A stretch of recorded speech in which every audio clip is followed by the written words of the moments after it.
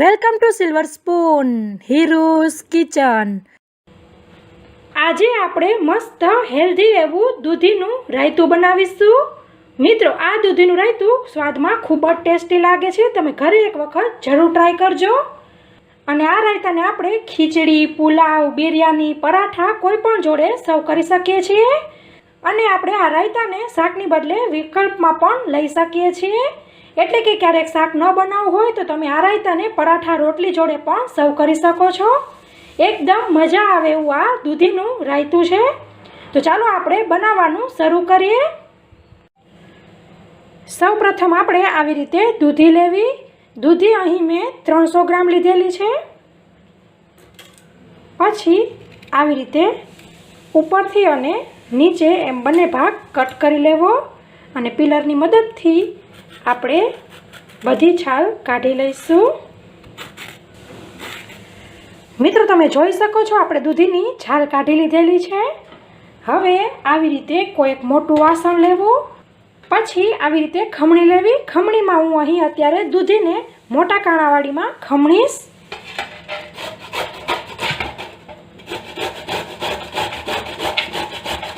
આમ આપણે આખી દૂધીને સરસ છીણી લઈશું।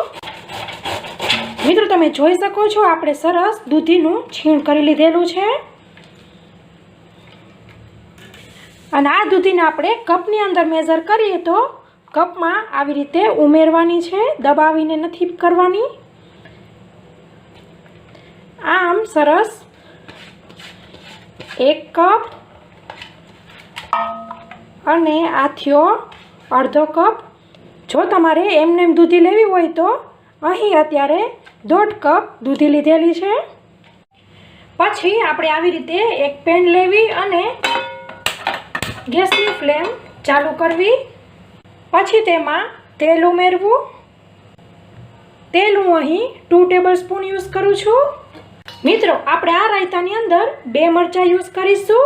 આ એક તીખા જેવું છે અને એક મોળા જેવું છે। જે તીખું છે તેને આપણે આવી રીતે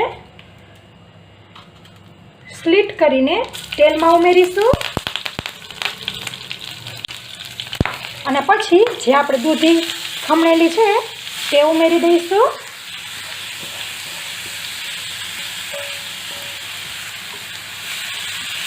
અને સરસ બધું બરાબર મિક્સ કરી લઈશું। આપણે દૂધીનું પાણી બળી જાય ત્યાં સુધી તેને આપણે થોડુંક કૂક કરીશું। આમ સરસ તેલમાં મિક્સ કરીને આપણે તેને ઢાંકીને 2 મિનિટ માટે કૂક કરીશું। મિત્રો, આપણી દૂધીની 2 મિનિટ થઈ ગઈ છે। હવે ખોલી લઈશું અને સરસ મિક્સ કરી લઈશું। દૂધીનું પાણી સરસ બળી ગયું છે। ગેસની ફ્લેમ બંધ કરી લઈશું।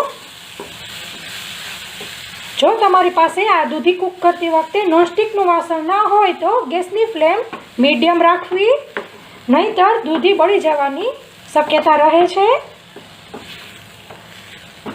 આપણી દૂધી પણ સરસ કૂક થઈ ગઈ છે।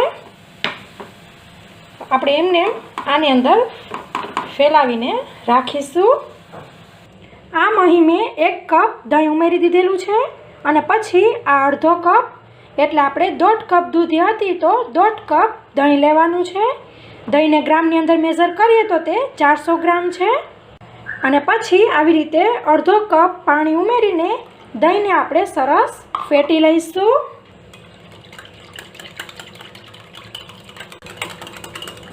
સરસ ફેટાઈ ગયું છે। હવે તેની અંદર જે આપણે મોડું મરચું બાકી રાખેલું હતું તે ઉમેરી દઈશું। તેને આપણે ઝીણું ઝીણું કટ કરી ડાયરેક્ટ જ દહીંમાં ઉમેરી દઈશું। મોડું હોવાથી બિયા કાઢવાની જરૂર નથી।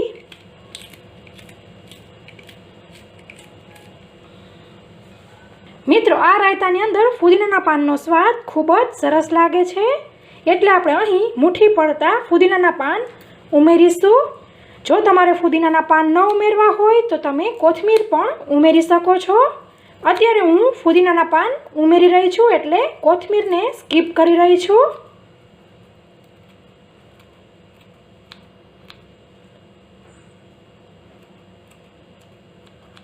આમ આપણે સરસ ઝીણા ઝીણા કટ કરીને ઉમેરી દેવાના છે.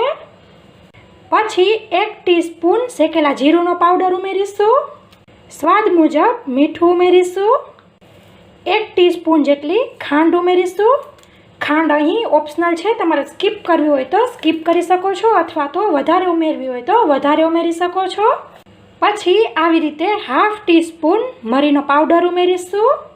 1/2 ટીસ્પૂન ચાટ મસાલો ઉમેરીશું અને બધું સરસ બરાબર મિક્સ કરી લઈશું.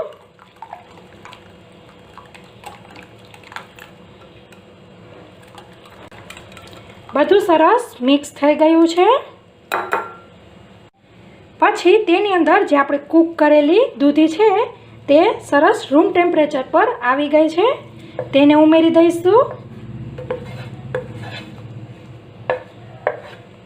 આમ કરવાથી આપણી દૂધી કાચી નથી રહેતી અને તેનો કાળાશ પડતો કલર નથી થઈ જતો. તેને પણ આપણે મિક્સ કરી લઈશું.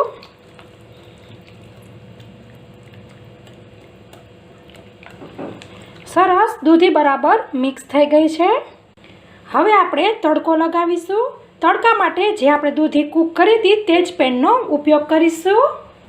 પછી આપણે પાછો ગેસ ચાલુ કરીશું અને 1 ટેબલસ્પૂન તેલ લઈશું. તેલ આપણું ગરમ થાય એટલે તેની અંદર 1 ટીસ્પૂન રાઈ ઉમેરીશું. રાયતા માટે રાઈ ખૂબ જ જરૂરી છે. રાઈને આપણે સરસ તતડી જાય ત્યાં સુધી કૂક કરવાની છે. બધી રાઈ ફૂટી જવી જોઈએ.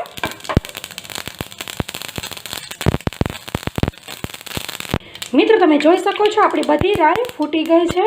હવે તેને આપણે રાયતા ઉપર રેડી દઈશું અને આપણે આ બધા રાયતાને અને આ વઘારને બધું સરસ મિક્સ કરી લઈશું.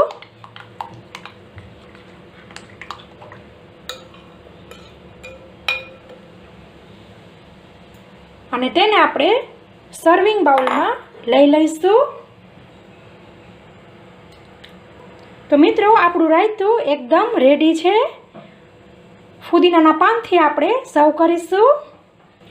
તો મિત્રો તમને મારું આ દૂધીનું રાયતું પસંદ આવ્યું હોય તો લાઈક કરો અને તમારા ફ્રેન્ડ ઓર ફેમિલી સર્કલમાં શેર કરો, જેથી તે લોકો પણ આ હેલ્ધી એવું દૂધીનું રાયતું બનાવી શકે. તો મિત્રો અત્યાર માટે આટલું જ. હવે નવી રેસીપી સાથે મળીશું. ત્યાં સુધી આવજો. Thank you.